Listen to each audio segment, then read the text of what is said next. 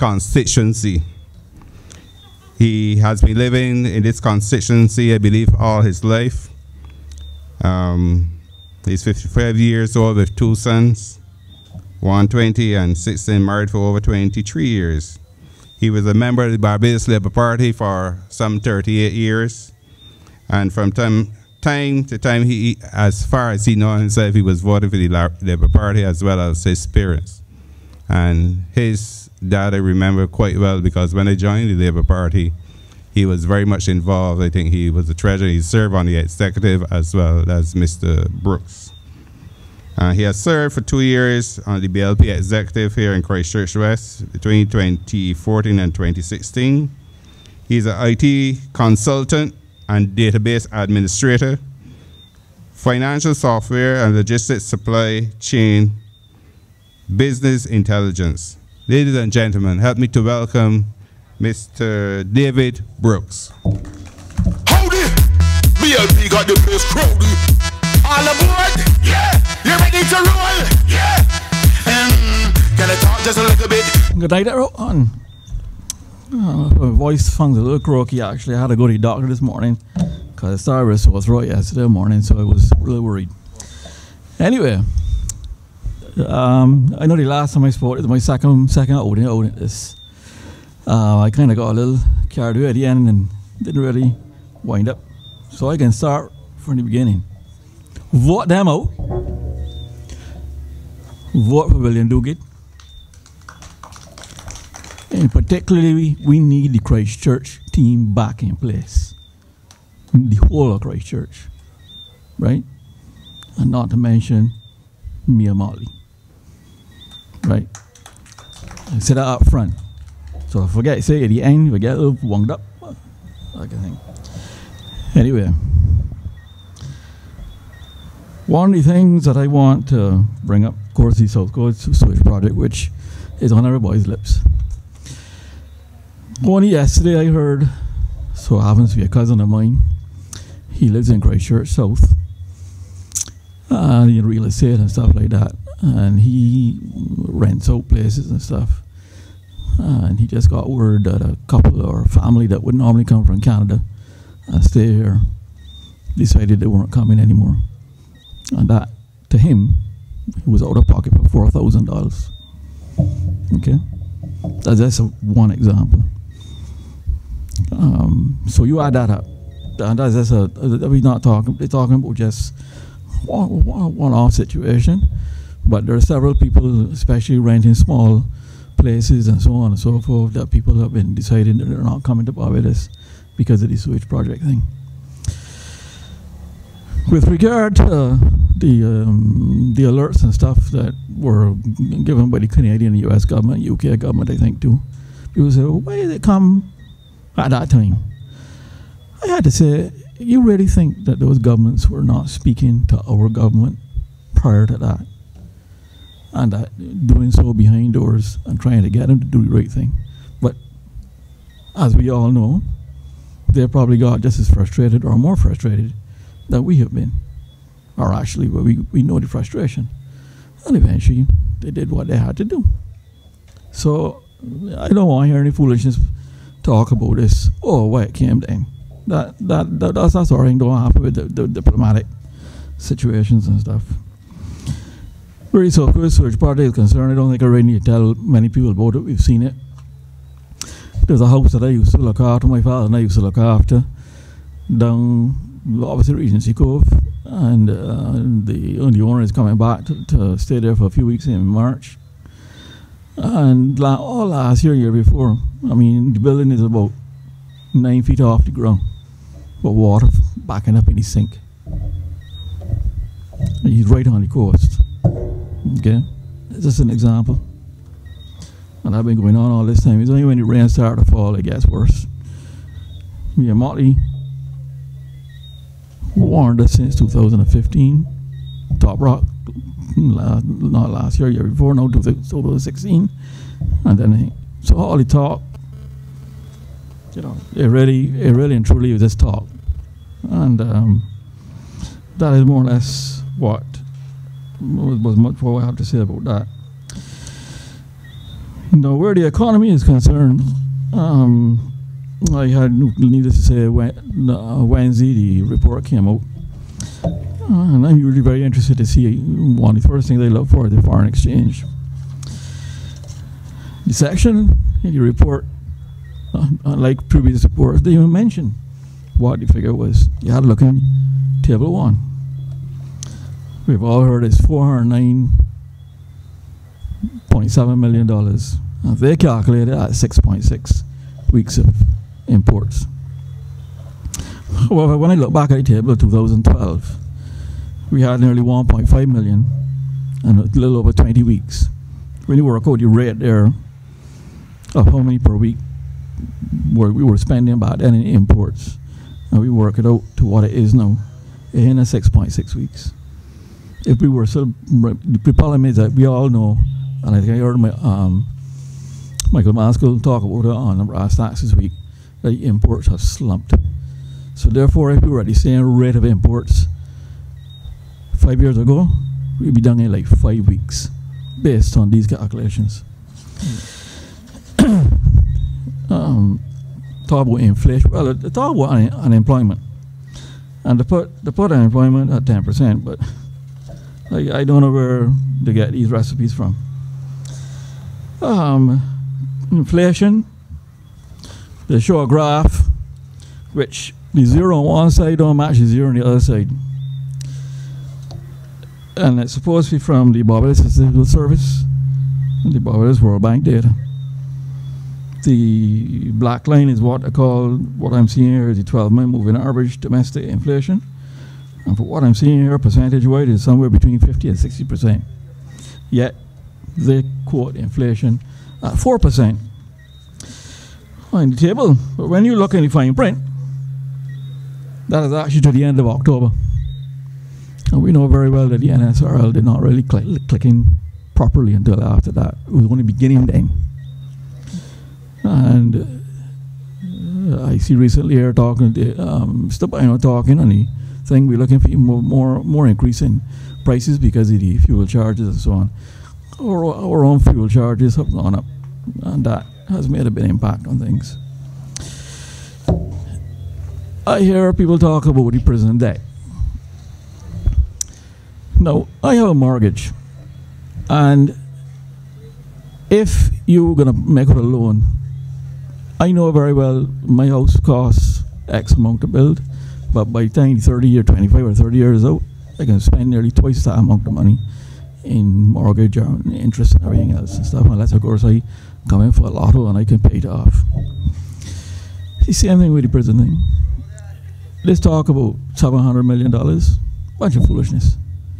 It costs less than 300 million. But the interest rate over that will come up. We'll be up in 600 or 700 in 25 years or whatever the case may be. And the actual loan repayment is only around 30 million a year, which is I think 10% or less of what our foreign payments are when the time comes. So that is really only part of the whole thing. Most of our debt actually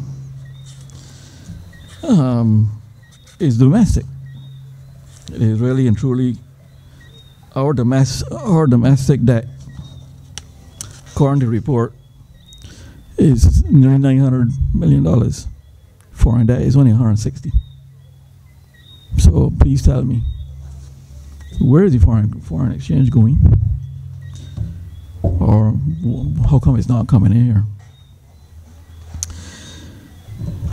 One of the things I want to mention too is my mantra over the time is that we need people to participate, and that's one of the things that's early when you introduced me. My mother and father started out helping with Henry Ford, or so Henry Ford as he is now, from way back in the 70s. My mother's uncle, Tom Lashley, and Grantley Adams were close. Grantley made my Uncle Tom head of the Housing Authority back in 1938. So my family goes a long way back. Brookside too. My great uncle Bruce Brooks help Sir Henry win in his first private practice in law here.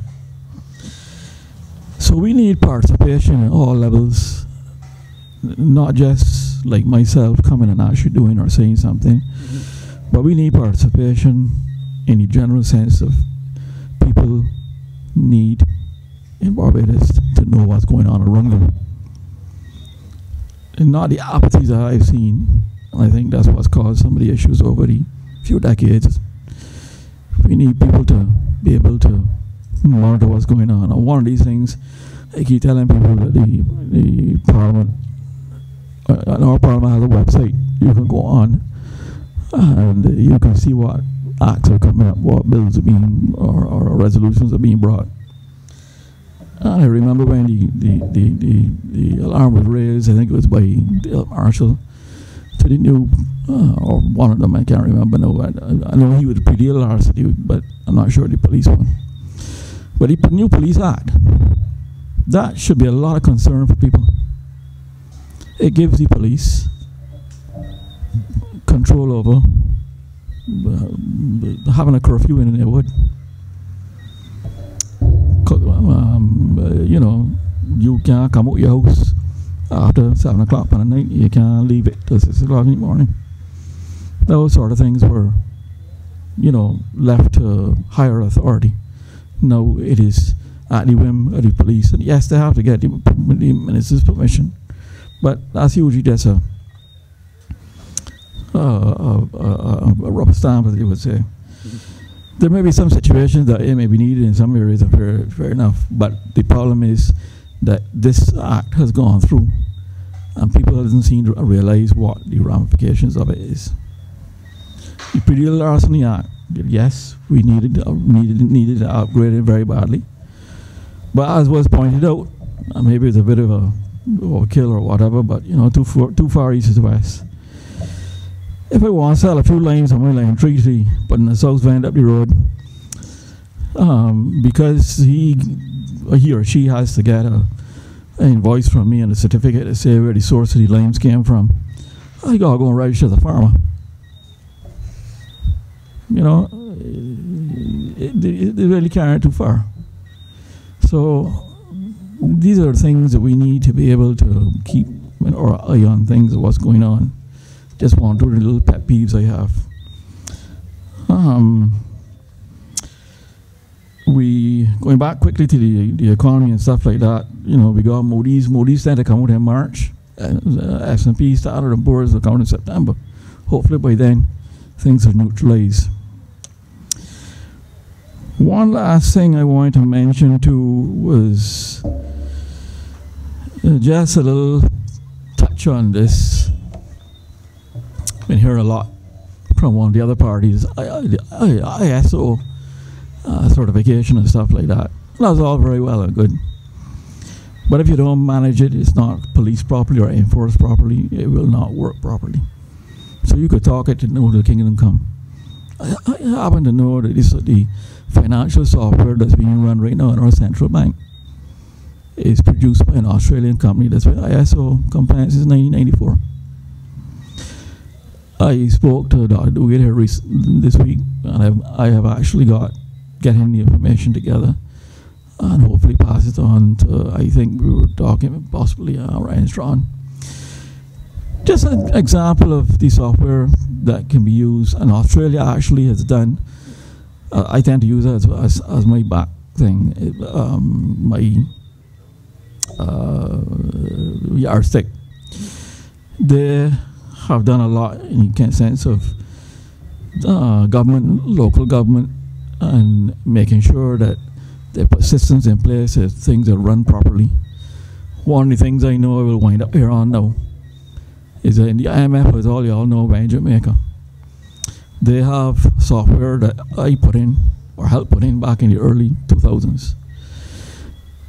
They had a budget subsystem. You say put in the budgets, they run reports, actuals against budget. Oh yeah, we went under whatever. They had a feature called funds availability check. When the IMF went in there, they made them turn it on. What that meant, that was anybody, you got a budget, whatever it may be, from the very beginning when you start doing requisition, is checked against the funds availability. And this is where management and proper management comes in. And I have to agree with what the IMF did in that respect, because, and I will call the name of the organization, because it is a quasi-government National Water Commission in charge of water and sewage in Jamaica. Much bigger than our own situation here, right? And they were asked to do this, and from what I can understand, they have been running a tighter ship for a long time. That is one of the suggestions that I will put forward and continue to put forward and push. Where the South Coast Sewage Project concerned, I forgot to mention, anybody not realizing it, this whole thing started back in 1990, right? South Coast Sewage Project, the international, the IDB, Inter-American Development Bank, were the loan on 12th of April 1990. The actual signatures or signatory was done on the March 8th, 1993. So by the time the Bobbitt Party had taken over the project, it was already well on the way. The specs had been laid out, and I don't know exactly how some of these major funding agencies go, but they tell you that, well, we can give you X money, but if you come and try and make a change or stuff, they may not want to do it, that sort of thing. But the specs were laid out, and for what I've been hearing from some of the experts, we are nowhere near the capacity of what it was designed for. Kind of their thought down the line. So there are a couple of points I wanted to make. So I will end off by saying, once again, vote for Dr. Duguid. Make sure that Christchurch West stays with the Bobbitt Labour Party. It's been there since 1971, after Henry Ford started there. We need to get back all of the Christchurch constituencies. And I know William and the others have been working together, and Christchurch West has been like a wee hub, and so on. A lot of the other constituencies need some help too. We hope we can get as many as we want. There's a lot of reform that has to go on. I mean, even some repeals of what I mentioned earlier, or modifications. But there's a lot of reform. The leader of the opposition has recognized. She had talked about it. Bobbitt, we've not really done much with our constitution. The other Westminster systems, UK, Australia, Canada, many other places have gone far ahead of us. You take, for instance, in the UK right now, a judge is not appointed by the Chancellor of the Exchequer as it was years ago, or how it is here with the PM. They have an independent committee, and that's how it's chosen. So these integrity, transparent things need to be done, and we need a lot of reform going on about this. When the election is over, and we win the elections, we have a lot of work to do, no doubt about that. Even back in 2013, it was said to be an uphill battle then, right? I remember hearing we're talking about that. So it's going to be worse now. But we got a good team, and as I heard earlier, I heard the leader say, no 30 people in Parliament, if she was to get all 30 in there, or the 30 that she has behind her can do the job. That's why I car back to participation. Every man, foot on the ground, man, woman, child, whatever, needs to be there. The economy is number one, but we got a lot of other fronts to move forward on. And that is where I will end my contribution tonight. Vote them out. William Duguid, Christchurch team, Mia Motley, and the rest. Good night.